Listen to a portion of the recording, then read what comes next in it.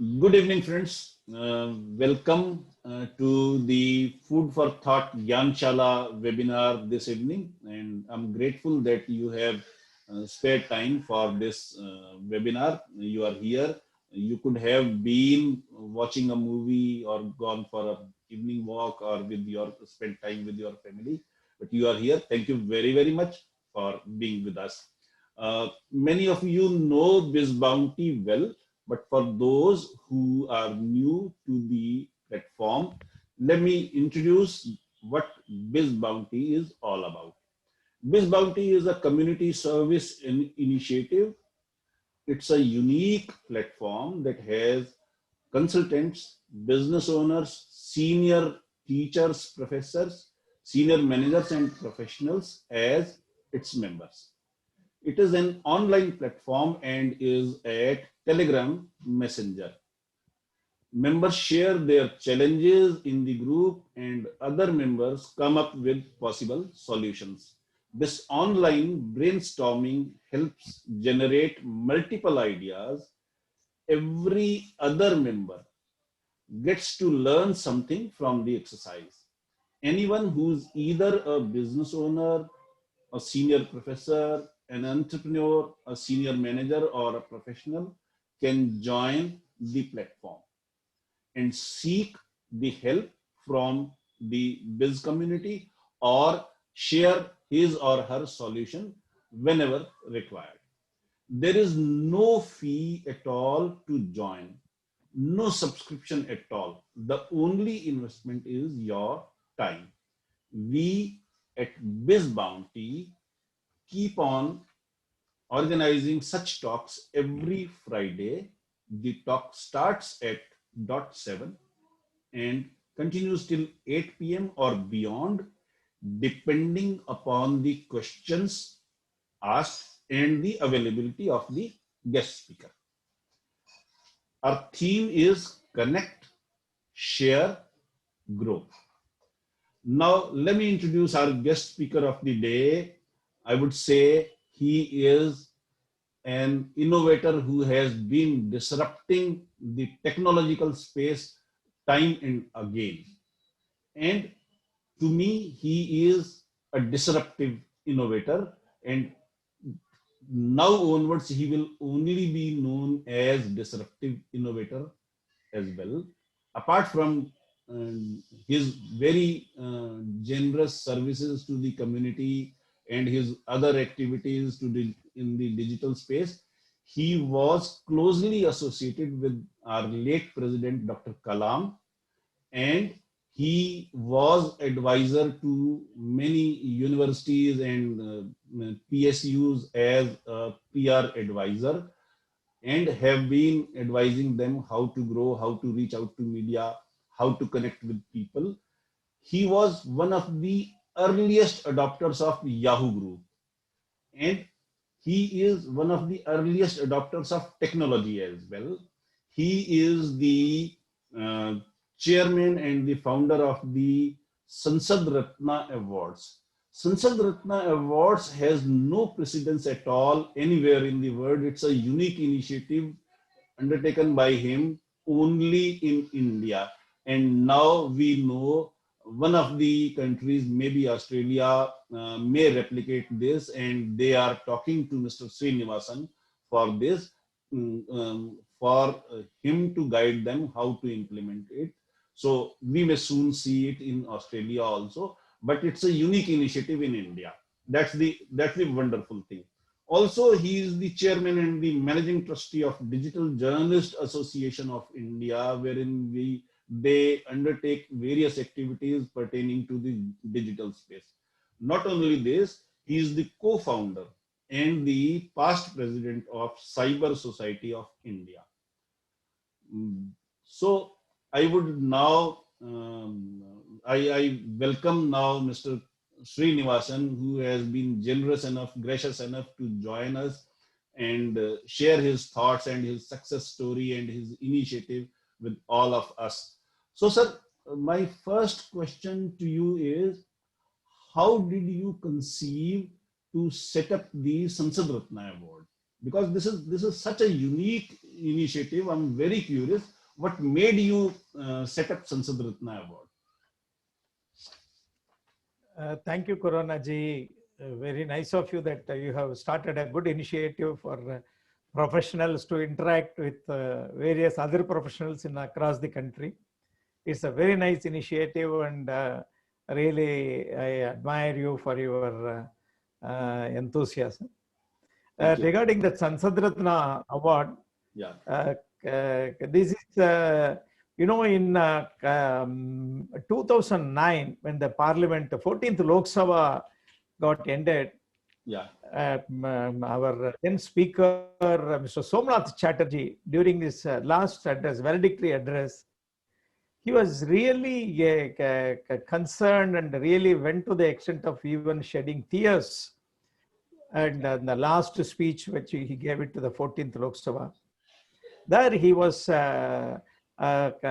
pointing out that how the Parliament was getting disrupted, and the Parliament functions are not working very well, and all these things he was taking the negative points of that. And that was the last session. The Parliament got closed.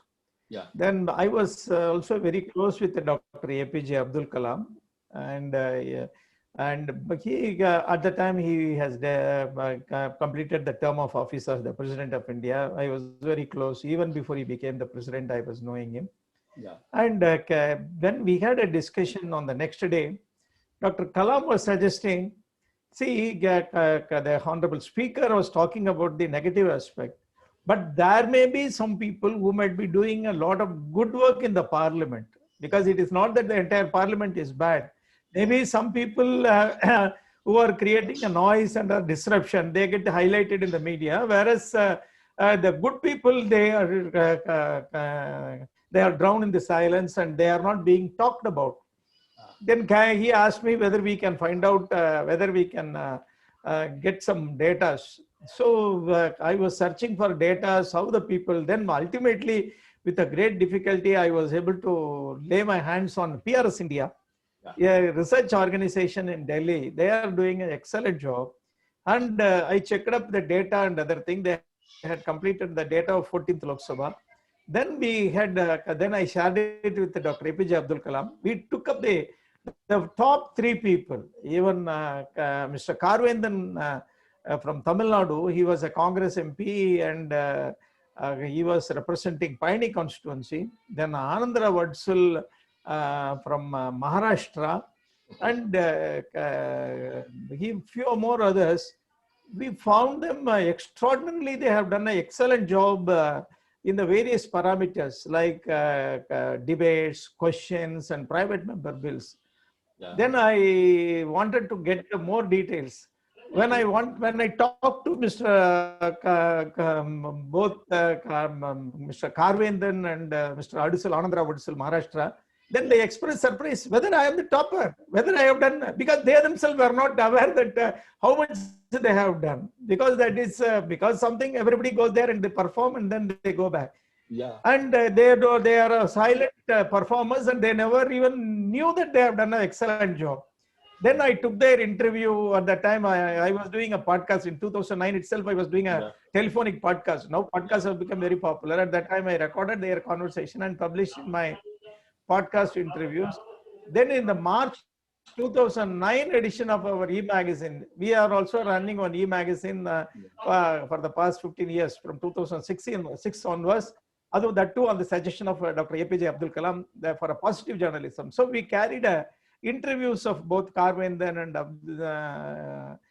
Mr. Anandra Vadusal. That was the starting point, because we did not now have a time, because the Election Commission was going to announce the election dates and other things. We simply carried their interviews, and Abdul Kalam himself, he gave an interview for that. What is the role of parliamentarians? Election was about to be announced. Parliament elections, so 15th Lok Sabha has to be announced. So he himself gave an interview for the e-magazine. That was the first time that we thought that the parliament members also can be assessed through some means, like our students are getting assessed. Then the media also picked up, because after our releasing it, the media also slowly picked up. Then from 2010 onwards, Dr. Kalam suggested, why not we do it the 15th Lok Sabha after the end of first year? Why not we have it in a physical form, online instead of writing a stories?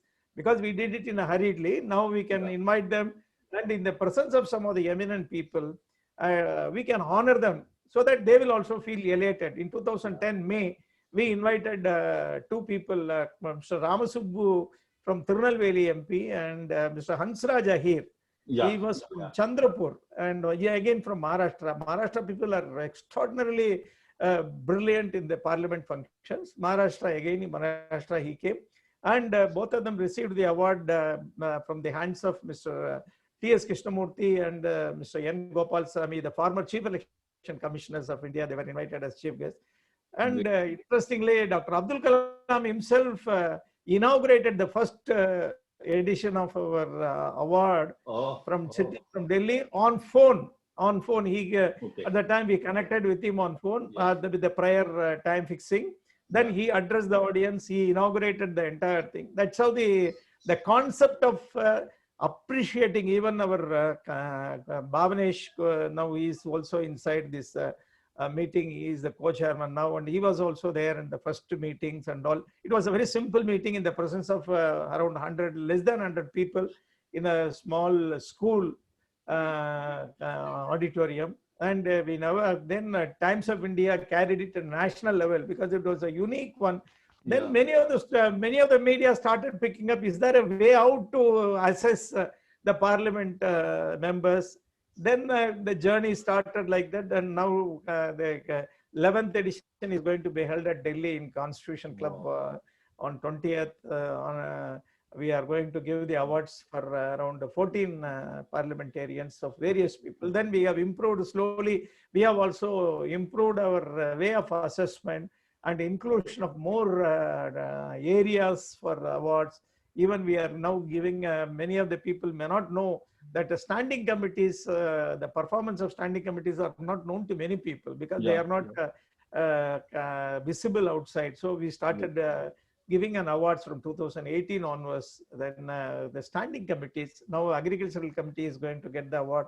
Last Lok Sabha Finance Committee, Dr. Veerappa Moily got the award. This time Mr. P.C. Gadigowda from Karnataka, he is the chairman of the Agricultural Committee. They are going to get the award. So we have started improving upon our own thing. Every year we also learn out of our own assessments. We also improve it, but it is a more transparent process going by the data. And we have a MA, but the Sansad Maharatnas of the previous years are the jury members of the current Lok Sabha, so that the only eminent parliamentarians are there and the very senior parliamentarians. So it is only to celebrate the success and the performance of some of the people. We are only like, a cricketer, he hits a century or he hits a sixer. We are all clapping from the galleries. So we are also doing a clapping only from the ground or from the galleries. We are clapping them and they are performing it. That's all. It's a mere encouragement for them. And they are doing they become, they are unsung heroes. We just an attempt to bring them on the scene. Great. So since you mentioned Dr. Kalam, and we all know that your close association with Dr. Kalam was it was a close association with Dr. Kalam. So I am curious, very curious to understand what are your learnings from Dr. Kalam. What specifically did you draw from him and learn from him? Because he was such a great person, great personality, and very knowledgeable as well, and very humble and proactively supporting his team. So what are your learnings? My learning is his simplicity. His simplicity. He will call everybody, even if he's a junior, most a student, he comes, he will call or a 15-year-old boy also, if he comes sir, he will call everybody as a sir. Even if he was when he was to be a president of India. Even that the simplicity and only I used to always say Dr. Kalam, I know him before he became the president and after he became the president, during the presidentship and post-president. In fact, I had the unique opportunity of issuing a press release on behalf of Abdul Kalam, and I was advisor to Anna University. Then at the time, Dr. Kalam also was there. His acceptance as a presidential candidate when both BJP and Congress nominated him as a presidential candidate at the time. And he gave his acceptance only after both BJP and Congress together, they nominated him. So I had the opportunity of issuing a press note to all the media. So I had a good close rapport, and I had a lot of discussions about many things with him. But one thing is, he will never exhibit as if he is a great knowledgeable person. The depth of, even if you talk about the rocket science, about that, he will ask you the questions as if he doesn't know anything about rocket science. Oh, he is a rocket scientist. He will ask you so many questions, and he will put you on a comfortable position as if you are the most knowledgeable person, as if he wants to learn from you. That comfort level, and nobody can, that was the success and the simplicity. Anybody can, he will never had, even when he was the president, I have seen him, only his attire changed. He always liked a blue shirt. And when before he became the president, he will wear the blue shirt. And when he became the president, probably the ceremonial dress only, he has to change it to a ceremonial dress, the Rashtrapati Bhavan. Then he again went back to his original pant and shirt.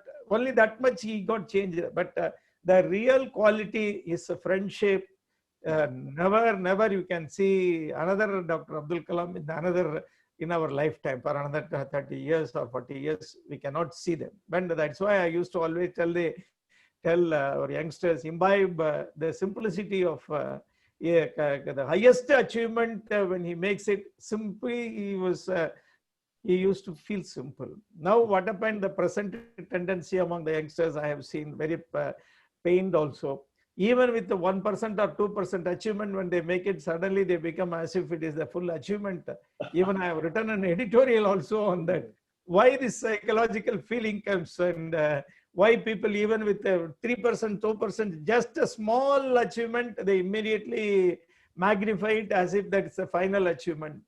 But even when he achieved the President of India, he never felt that he was the President of India. He was only he was calling himself as Kalam. That's all. Great.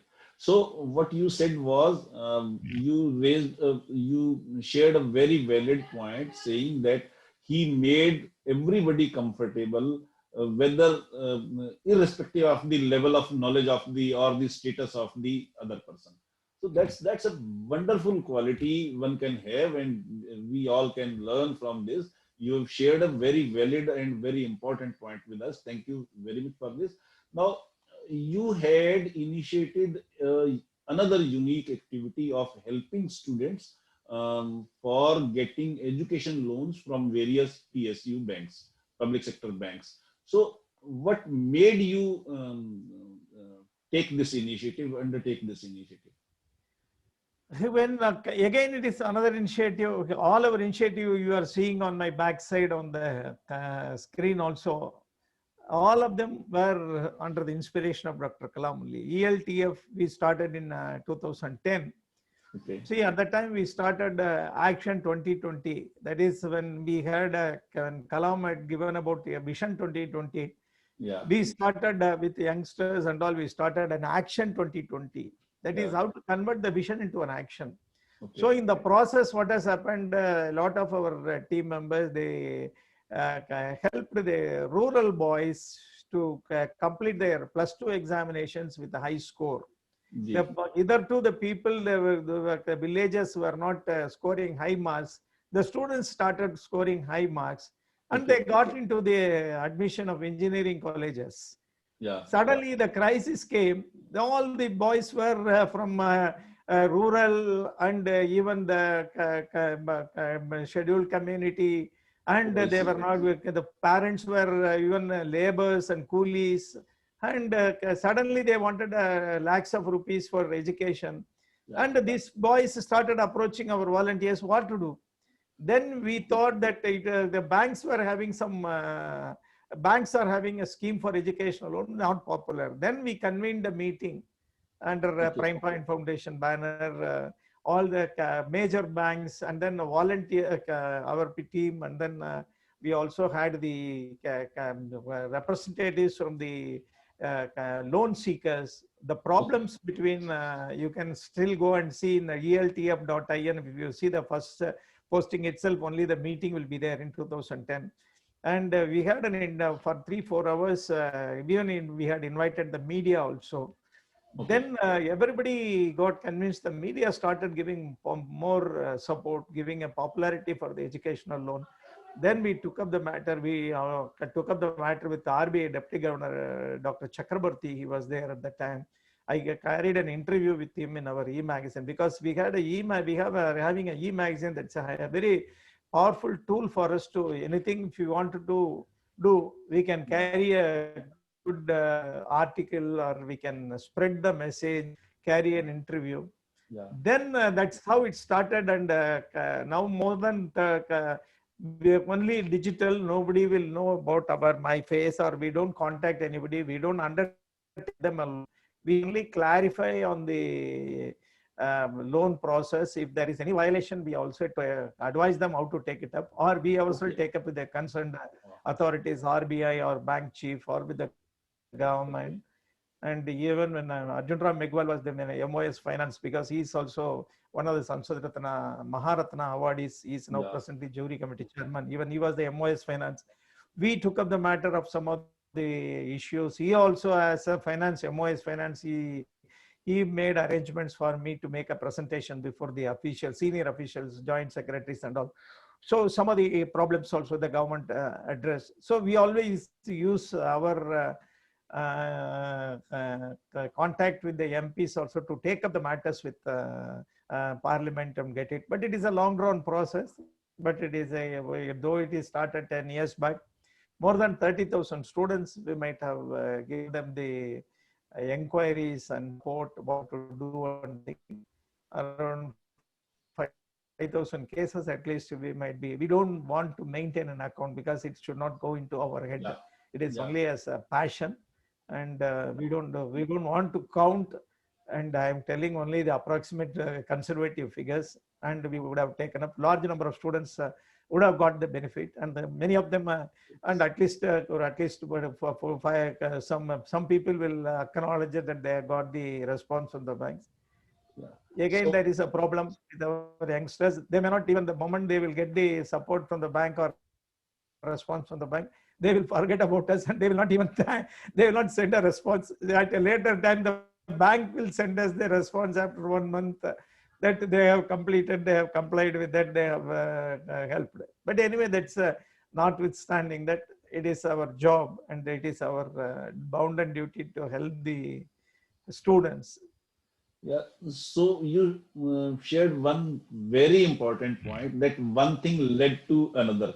Your contacts with MPs who were the Maharatna awardees or Sansad Ratna awardees, since you knew them, since they knew you, and since they understood your credibility and your initiatives, they helped you achieve that goal of making loans possible for the students. This is a wonderful achievement and very, very good initiative. And it is only because of you that it could have been conceived and then done, implemented also. So, sir, my next question to you is about the technology. You were among the first ones in India to start online discussion, as you also mentioned in the discussion, via Yahoo groups also.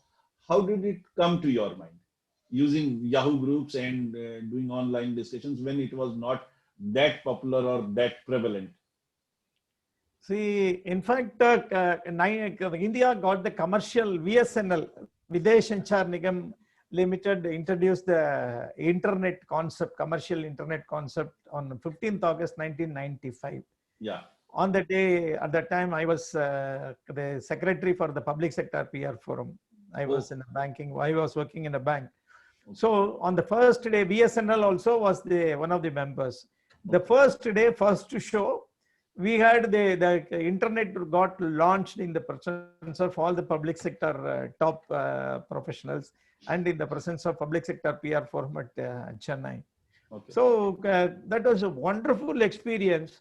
How an internet can function, how a search engines and other thing, but it was in a very primitive stage. At that time, if you remember the modem, internal modem or external modem was 18 kbps, Yeah, kbps, yeah, kilobytes per second, and www was known as World Wide Wait. That is not www was considered as World Wide Wait. You have to wait for a long time. yes, At that time, some or other, I was feeling that internet was going to change the entire structure of our functioning itself, way of communication, way of learning, everything. yeah, And that was very, very primitive stage, and people did not even realize the thing. In 1998, probably you remember, you were also a member of the PR Point group. 1998, and even before the Yahoo group started, onelist.com was there. Then onelist.com became a elist, egroups.com. Then egroups.com became a yahoogroups.com. Now Yahoo also is closed now. yeah. So I started a discussion group in onelist.com at that time, and a PR Point group for public relation professionals. Yeah. And then for India Vision, for Dr. Kalam's India Vision, Yeah. and one image management group also I started, if I remember correct. And I think you were also a member at that time. Yes, I was. Probably in 1998, it was it was a show there. And from it was more even in 2000 April or March, I conducted even a seminar with 150 journalists, along with the Madras Union of Journalists. Yeah. And how the internet was going to change the media, the internet, how the internet is going to change the structure of our communication media. Yeah. And many people were laughing at me at the time in 2000, that when we were all struggling hard for modem, 18 kbps and 24 kbps was the highest speed at the time. Yeah. And we are talking about the media, social media was not there at that time. Yeah. Only Yahoo groups, only groups discussions were there. Yeah. And Srinath Srinivasan, Professor Shekhar, at that time he was the Dean of Columbia University. When he came to Chennai, we organized a program. Everybody was literally laughing at me. 2 or 3 programs, how the technology has to be changed and all. Even Anna University Vice Chancellor, Dr. Ananthakrishnan, who became an IIT Governing Council member in Kharagpur or something else. And he was, I invited him. And people were really, literally, they were not even prepared to believe that internet was going to change.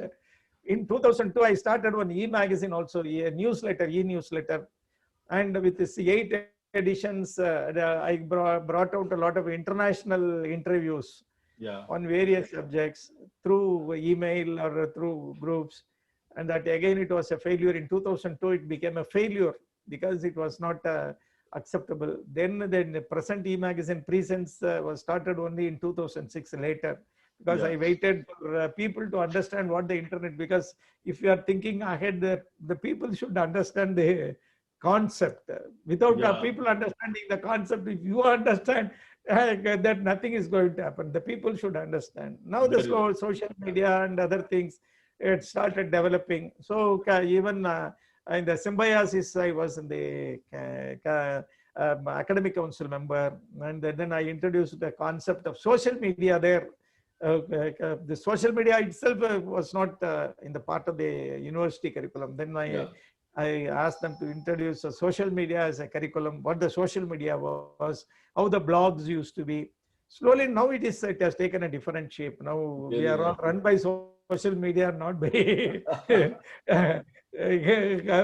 no longer the old concept has gone. Now we are in a new age. Very right, very right. So sir, even now, that is why we started. That's why we started Digital Journalists Association of India, where our media writing, we are creating an awareness through digital, and the founder and chairman, and the Digital Journalists Association, we are trying to create an awareness among the journalists, or new form of new generation journalists and the old generation journalists, how the media writing is undergoing a change. You know, today people are not prepared to believe all our traditional writing of 3,000 words, 5,000 words and all, off page and all. People want with 100 words, even 100 words now looks very big nowadays. Yeah, And, yeah, very small, like a Twitter, they want quick news. very So right. Yeah, now we have to adapt. We have to adapt even our traditional communicators and the future communicators. We may have to compromise on the way of yeah, writing, yeah. how to write. So that is why the Digital Journalists Association, we are trying to bring in a sort of awareness to create how the new generation media is going to be. Okay, That okay. is why even the Digital Security Association, as part Yeah, of, originally I was a member, I was founder of a Cyber Society of India. Now we have made as a basket, we wanted to do all the digital thing. Digital security, the legal aspect of it will be going through the Digital Security Association, where very the right, very right. legal aspects, cyber law and other things. The digital journalists also should know more about the digital security aspect and digital law aspect of it. So today you can't remain, I'm only a journalist, I will write whatever I want. That cannot be possible. Today you have to operate in a system where you have to be a jack of all trade. You must Very know right. about the law, you must know about the journalism. And today in the social media era, there is absolute right is not there. Nobody can exercise a right that I have. Constitution has provided me, 19(1) has provided me freedom of expression, speech. It cannot be. It is not absolute. Freedom of speech and expression is not absolute in India since 1950. Now Yeah, today we assume that it is going to be absolute. It is not absolute. It has got a six restrictions under 19(2). So sometime when the government puts a restriction on the social media, then suddenly we show a knee-jerk reaction as if it is absolute. It is not so. The legally, even the Supreme Court itself has asked the government to give some restrictions on that. So these are all the things we need to learn as a yeah, yeah. journalists, communicators. Everybody should learn. It is a Even as citizens, even as citizens. even as a citizen, every person who is having a Facebook, Twitter, blog is a journalist. Now Yeah, he yeah. has to write. He is responsible for what he is going to write. He is That's right. responsible what he is going to say. Yeah, He is responsible for what is he to write. yeah, So tomorrow we should not later repent that no, I thought that I have an absolute freedom. I can write some nonsense. No. So we are bound by certain acts. Now that awareness is not coming, that awareness has to come now. yeah. So what you say is, one, while on social media, we should be careful what do we write, and we should understand the basics of social media principles and even the law governing the social media and the law governing our freedom of speech as well. So we should have at least the knowledge of the basics of all these things. Then only we can conduct ourselves in a graceful manner on social media. That's a very valid point and valuable knowledge for all of us, that it is not the absolute freedom at all. There are certain restrictions and we should honor that restrictions, and there is no point in crying when the restrictions are imposed. Am I right, sir? Yes. Sir. So Now we are in a nascent stage. We are in a transition stage. Even the world over, we are in the transition stage. Now there is yeah, going to be a lot of rules. But now the government has brought out some rules also governing the OTT platform and other thing. And okay, there is a knee-jerk reaction. The government is trying to. This type of things will happen because any yes, change yeah, when you are having some change, normally even the 91 also we experienced the same thing when Narasimha Rao government bought liberalization. There were a big hue and cry. So yeah, today we are in the liberalized economy. Any change that will be always uncomfortable for people. So we always resist the change. We yeah, always resist the change. We don't want a change, but yeah, the change is the only thing which cannot be changed. So it is a continuous process. We may have to learn to adopt the change. yeah, Even, yeah, even at the old age, I am at 70 also, I am trying to adopt the change, technological changes, technological thing, what is required. Now we may have to adopt. We cannot say that, no, I will follow only the what my old thoughts. Then in that case, we have to lag behind. yeah, yeah. So, since we've been talking about social media a lot, and there is a cyber society of India, you are a integral part of that cyber society. and Digital Association, Digital Security Association of India. Digital Security Association of India. That is part of one of our initiative. Okay. DISAI, we call it as a DISAI. So my question is, during the pandemic, there have been a lot of cheatings happening or the crimes happening via the social media. Social media has become the instrument of crime, cyber crime. So what are the things you are doing to educate people on cyber crimes, and how do you conceive those ideas? How do you reach out to people, or what have been the implication? Could you please share some of the milestones or activities? This is a very, very serious challenge today facing our people.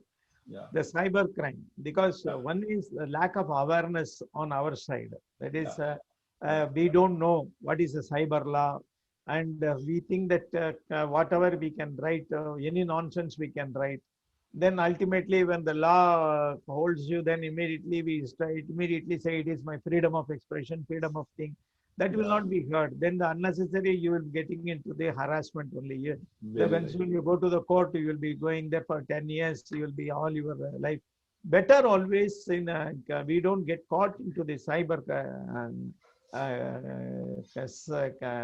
problems. So that we have to, whatever we see, what in a real world, the courtesy that we are extending. In a real world, suppose you are meeting a friend in a real world, not in a virtual world, in a office or in a college or in an institution or in a public place or in a hotel, the amount of courtesies that we are extending to them, the same courtesy we need to extend it even in the cyber world.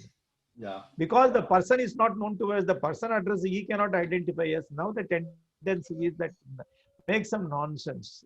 And that again, it is easily, now the government has brought out the rule now. If the government wants anybody's IP address, they can trace out within no time, and they can book anybody. So we need to extend the courtesies, mutual courtesies, and the behavior should be in a normal physical world. Another thing, we cannot abuse somebody in a wrong word. This is another thing. Fake news is the biggest challenge in social media, and the fake news is so many fake news as if it is the real news.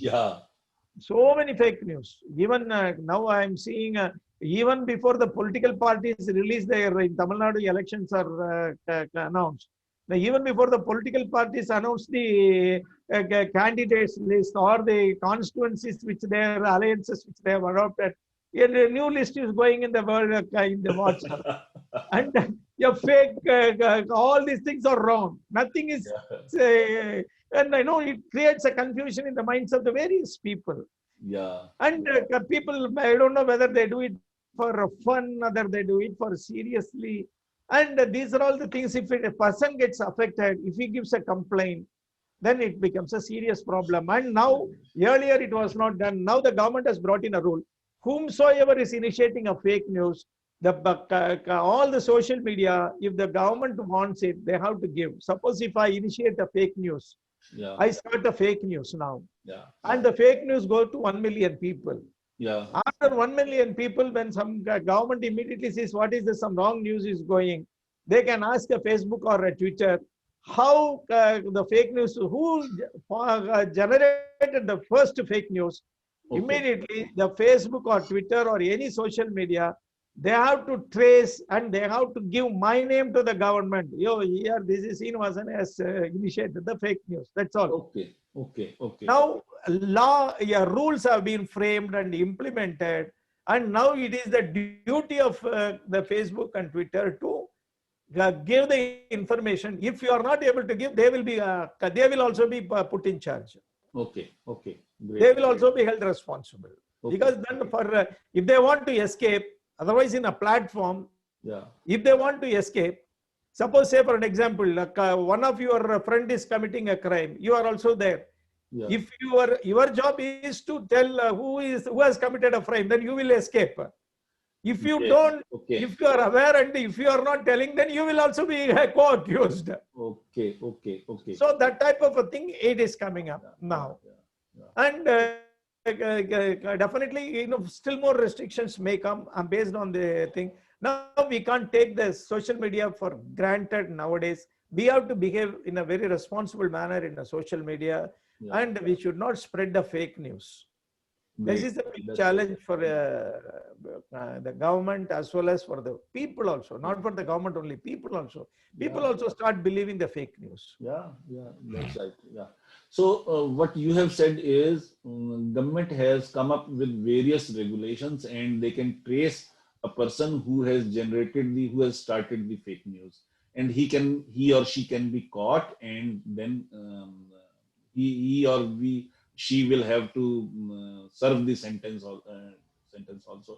So this is a valuable information, and we should all be wary of this. We should all be cautious while doing anything on the social media platforms. One. Now tell me, if suppose someone is a victim of a cyber crime, what should he or she do? How should he or she approach the authorities? What is the way out? What are the possible solutions for the victim? It's a very interesting question that you have put in. There are victims can be in a different form. One is cyber bullying. The women in our system, they can be bullied by trolls. By trolls. Yes, by trolls. By even morphing the photographs of the girls. Yes, okay. And normally we always suggest that the girls, young girls, please do not share. But people don't accept that. That's a different. Wherever I go and address students, I will tell the girl students, please do not share your photographs in the Facebook or in the public domain. But many of them may think that the old man is blabbering something. Once it has so happened that only when they get affected, they run with the tears. Sir, this has happened. And what will happen is, particularly the girls should not share their photographs. Particularly they go for, with the family picnic and other things. Sometimes, what they do, they may be in a modern dress and other thing. They immediately to share immediately. Those things are quite dangerous. Some of the people who are not, some cyber rowdies, they can pick up and then morph the photographs. Morph the photographs. Today, technology is so powerful. Morph the photographs. See, what I normally used to say is, suppose a person is, Purana is being introduced to Srinivasan. The first time when we get introduced, what are the informations that we pass it on should be there even in the cyberspace. When we meet for the first time, we will exchange our names. Probably we will exchange our profession. We will exchange the name of the company. That's all, excepting very few sketchy information. We don't discuss our family details. We don't discuss anything. We don't discuss our horoscope with the first time when we meet, we give only a limited information. But you go to Facebook or Twitter, Instagram, you get all the information which the family itself they may not know. Yes, that's right. You get all the pictures which the family may not be knowing. So you share all the things and you give a permission to all the apps. Also you give a permission. Every app can come in the steal away number. Still we talk about the privacy. Where is the privacy? And there is nothing is called privacy nowadays. You give a permission to all the apps and all and sundry apps. You download and then you put allow. You the entire your mobile is all the mobile data is with so many people, not only with you. Probably if your mobile is lost also, need not worry, your data is with so many hundreds of other people. So we without knowing the risk, we exchange all informations in the Facebook and Twitter. That creates a danger. That is cyberbullying. Then and another thing is mostly it happens in the girls. The girls share the passwords with the boys. Boyfriends. Then it is the boys are very careful. They never share their password with the girlfriends. This is most of the time it happens. Then the boys they make a nuisance value.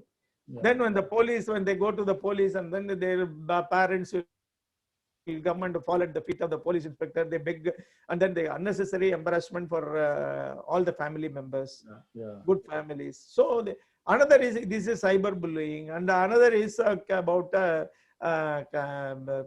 financial and your OTP and so many things, your bank accounts.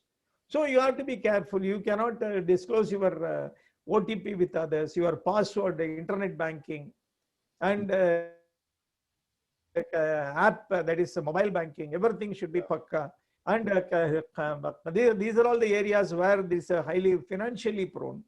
So our money can be lost. Somebody calls and say that you are getting it, you are getting an award. These things cannot be. No bank will call for details over telephone. You have to go to the site only. And the site also nowadays, it looks like a bogus site. So you cannot click a link. Either in the we have shown a lot of demonstration in our offline meetings also. Suppose some link will come to you. You will click the link. The moment when you click the link, the entire mobile data or computer data will come to me. This is very dangerous. So you cannot click a link unless it is something from a trusted source. Unless you are satisfied with the purpose of the link. Suppose YouTube link comes to you about this in this interview. YouTube link comes, so you can click it. Suddenly, somebody stranger says you click this link. You should not click the link. So these are all. Then in that case, what will happen? The financial aspects also, that get your password, everything, financial things will get transferred to somebody else. Your money will be lost. Lot of cyber frauds are happening. So these are all the we have to be very careful. We cannot blame somebody for the technology. We have come to stay with the technology. Whether you like it or not, the technology has become your ghost partner. It is like a ghost. You have married a ghost now. So you have to learn to live with the ghost now. And you use the ghost for positive purposes, like what we do for positive journalism or positive communications. So you can't experiment with the ghost. Vikramaditya Vedal, you have to use the Vedal in a proper manner. You can't avoid that. So technology still is a tool, and it is in our hands how to use it, how to utilize it. Whether we become victim of technology or we master the technology and utilize it for our benefit or the benefit of the society is in our hands. This is what you say. I appreciate it. Now, since we are, as you said, technology is our silent partner. Now we have married to technology. Silent partner, ghost partner. Ghost partner, yes, sir. Ghost. And you have to use the ghost, and it will do any work. Any work. It is like like an elephant you are having it. You can have it can hit you as well as it can work on your command.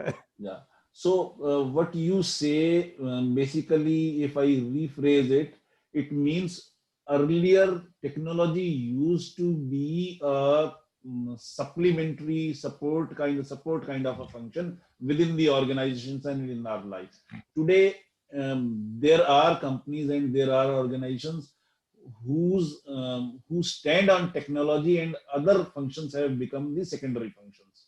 So what is your advice to the youngsters as far as technology is concerned and the automation is concerned? Because it is not just the learning coding. Automation has come in many forms. Automated WhatsApp responses, automated email responses, automated video responses have come from various companies. You click a link and immediately you get the response that your registration has been confirmed or whatever. So all these things have come. What is your advice to youngsters to be successful in their career nowadays? What should they master? How should they master? What is your opinion about this? See, now, see what the present condition is. Always we think, I have this knowledge. I want a job according to my knowledge. It is not going to be the future.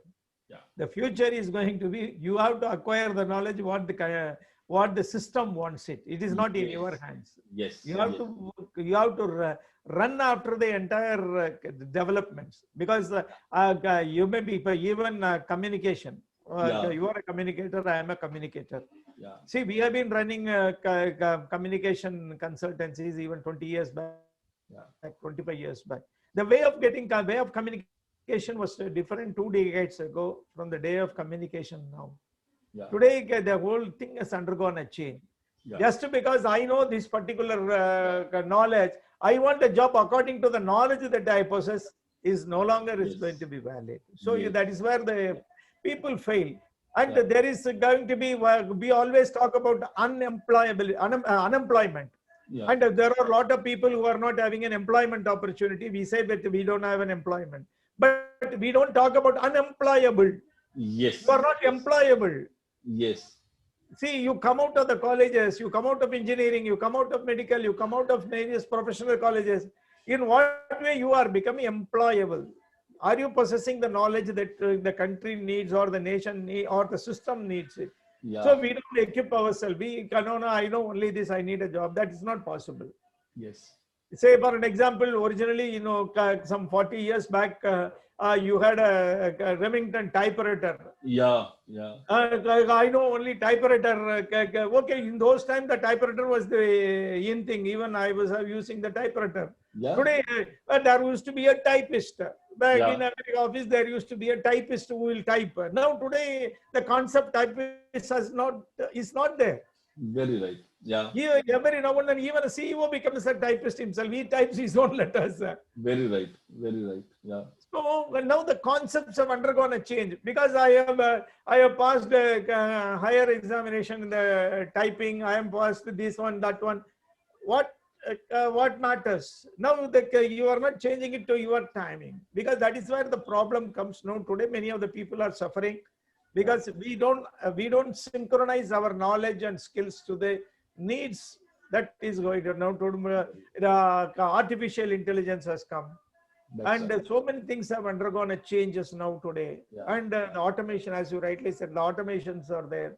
They took, even I had a vaccination last week. The moment when I come out of the vaccination, I get an SMS, I get a link, I get this, that, certificate, everything within 5 minutes, everything comes now.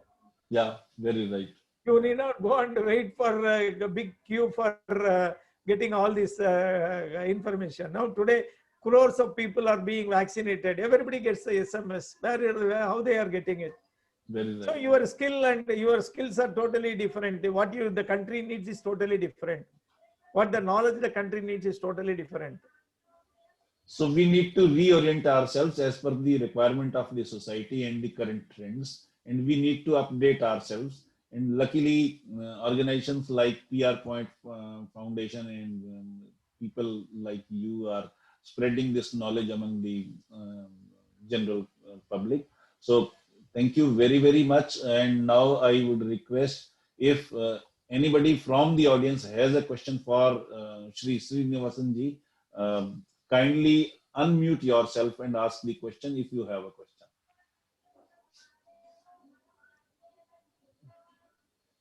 Professor Gopal is there.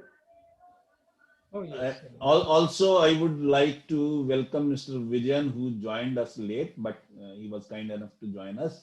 Mr. Vijayan is also there. So, yes, I would now request all of you to ask questions if you have any.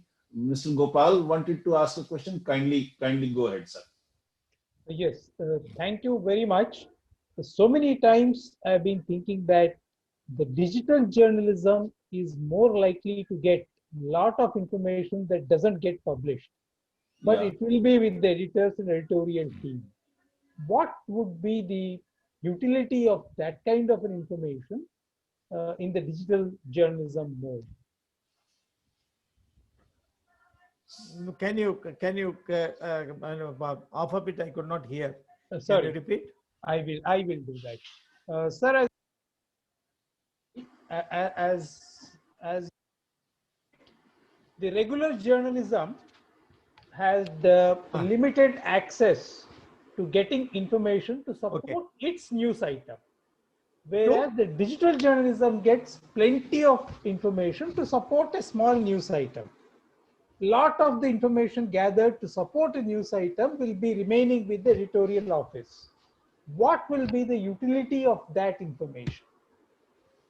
No, traditionally in the traditional journalism, there are various sources they provide news to the, say for an example, Times of India is there, Hindustan Time is there, Tribune is there, Hindu is there, Indian Express. All these things, they have a set of reporters across the nation. They provide news. And then PTI, UNI, IANS, ANI, this type of agencies, they provide news items. And the news items are given directly by the consumers themselves or by the organizers themselves. There are various sources they provide a news item to the traditional newspapers. But it is not that all the, if they get 100 news items in a day, probably even if 50 news items only, they will be able to pick up. All the other 950 news items will be discarded only. What the newspaper thinks has got a priority, and they will think, and they will publish it. The same way in the digital journalism, it is an open one. Even an ordinary news which is not even relevant will get passed in the social media. And we can't compare the traditional journalism with the social media journalism. Traditional journalism goes through a process of editing, because the fact verification will be there. Whereas in the social media journalism, there is no fact verification. Suppose you think that you can post an item, you post it. That's all. You are the editor, you are the publisher. Whereas in the case of traditional journalism, a reporter gives and it goes through some 2 or 3 layers. And the fact verification and other things will be there and it will be published.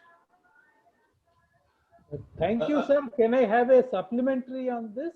Yes, sir. Yes, sir. A little bit of a Yes. difference on the selected article. That is the query. We have selected the article, one for the traditional, one for the digital. Okay. Now, the process of selecting for the traditional, you have nicely elucidated with your vast experience. Thank you very much. However, the background information for that selected article is not so much as the background information of the selected article for the digital media. So therefore, what is it that we are going to do with that background information in the digital media world, which is again digitizing the editorial team? That is how the concern is. Is the responsibility of the editorial team more about the background information of the selected article? The procedure, you are very insightful, sir. Thank you. I learned a lot from you when you were. I understand. Sir, in the case of a traditional newspapers, the reading habit is totally different from the digital journalism. In the digital journalism, you are seeing the any reading is in a small device, like a mobile you are seeing, in the iPad you are seeing, and in the laptop you are seeing. You are reading it on the go, you are reading it on the train, you are reading it on the bus, you are reading it on the workplace. Whereas in the traditional journalism, like when you are reading the Hindu or Express or Times of India, you are having some limited, such a big vast sheet is there.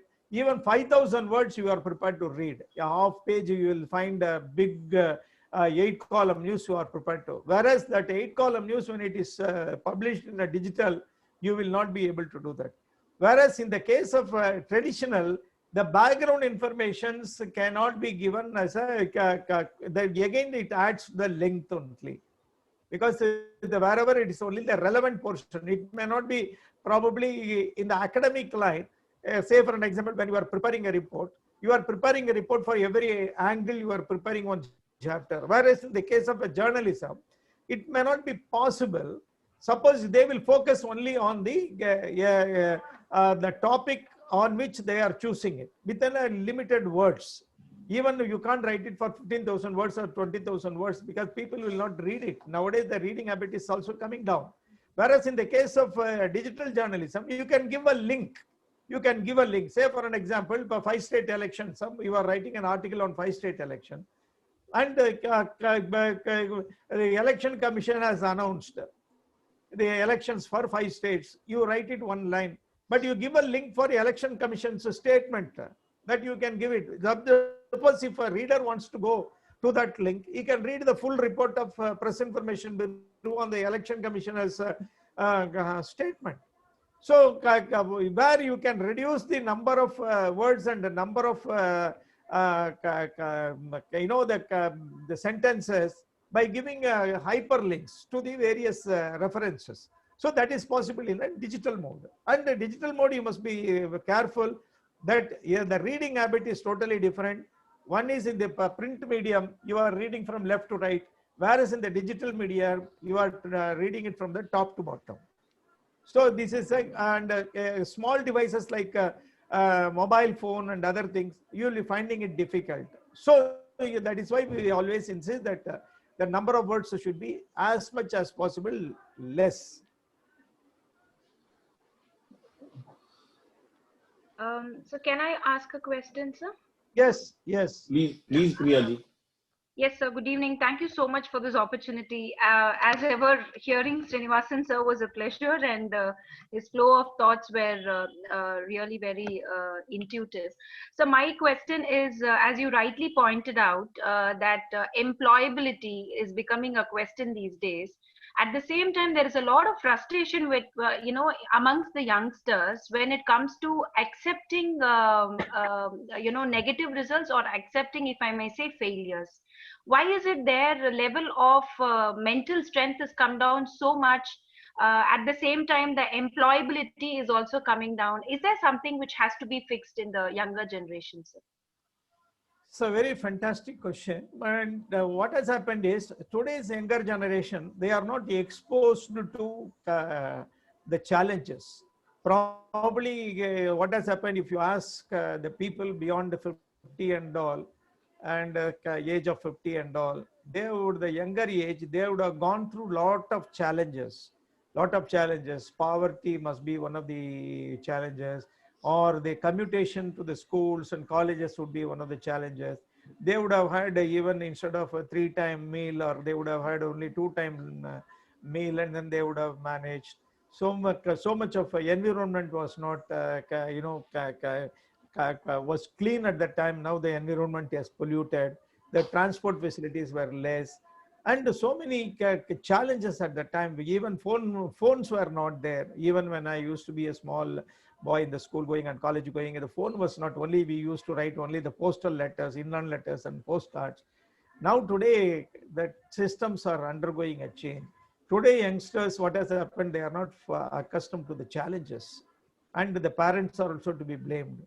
The parents are giving a lot of comfort zone to all the children. They feel that the psychological, the suffering that I had in my younger days, my child should not undergo. So they give a spoon feeding. Because today, because of the financial, I used to always say, when we were poor, we were eating all healthy foods. When we are rich, we are eating all junk foods now. When you look at that, you ask anybody who is 50 and above, when we were all poor, we were all using only natural foods, vegetables, these and that, which were all not costly and very healthy food. And nowadays we are using, because we are having money, we are using all junk foods. And we don't give the children our own the challenges. We don't want our children to face any challenges. So because of that, the people get frustrated when they face one single failure, they get frustrated. This is a very serious issue. Because people should know how to face the failure rather than to face the, that is why, both are becoming a problem. That's why, earlier I was telling, even when the 2%, 3% success, they become too much. Because they are not exposed to failure, they are not exposed to the success. The small success, they take it to the too much. Because this is a very serious problem. Both, it's a family level, it has to be addressed to. And the educational institutions have to be, as a society, we have a responsibility to tell the youngsters that the failure is a part of the success. And you should not get into the, look at the politicians, how many times they fail and they contest an election. They don't, even a senior person, he gets defeated. He never get disgusted. Immediately he starts working for his party. Next election he contests. Even he fails, then again he never bothers. He works for the party. He does. See, the challenges, probably we have to learn from the politicians also how to face the failure in a very comfortable manner. Thank you very much, sir. This is very insightful answer, and I would compliment Priyaji for asking this question. What you have also said is we are giving, since we were poor, so it is an aspiration of the parents to give comfort to our children, and chasing this aspiration, we have made them habitual of a virtual life with phones and smartphones. If they don't get likes in their picture, they get depressed. If there are likes, they get irritated. So it's a very temporary kind of things that make us happy or that those make us depressed. This is a very challenging situation, and we parents have not been able to educate our children to be able to face the challenges and face the failures. As you said, failures are always a part of success, and failures become ladder to success. Unless you fail, you can't succeed. So even a very successful person in professional life or a corporate life, we see we only know his successes. We don't know his struggles. We don't appreciate or we don't know about the challenges he or she has faced, and that's why we live in a virtual world, and we aspire to be successful without going through the challenges and the suffering and the struggle he or she has faced.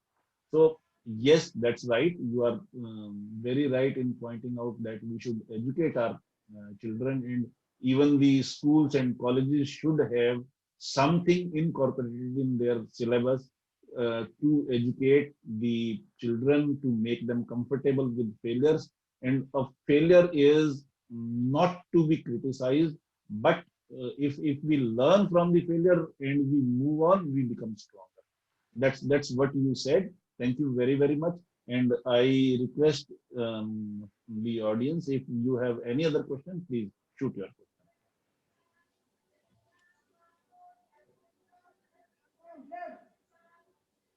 Do we have any more question, or shall we wind up? Let me check the chat. There is no question in the chat also. Can I post next? Yes, Priyaji has asked the question. Then thank you very, very much for joining us and listening to the insightful answers and the experiences of Shri Srinivasan ji.